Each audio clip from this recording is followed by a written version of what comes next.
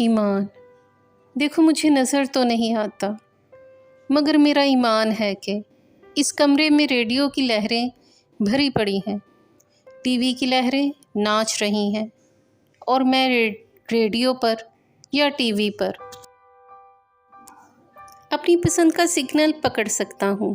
اسی طرح سے میرا ایمان ہے کہ یہاں خدا کی آواز اور خدا کے احکام موجود ہیں، اور میں اپنی ذات کے ریڈیو پر ان سگنلوں کو پکڑ سکتا ہوں، لیکن اس کے لیے مجھے اپنی ذات کو ٹیون کرنا پڑے گا۔ اور ایمان کیا ہے؟ خدا کی مرضی کو اپنی مرضی بنانا، ایک اختیار ہے، پسند ہے، کوئی مباحثہ یا مکالمہ نہیں۔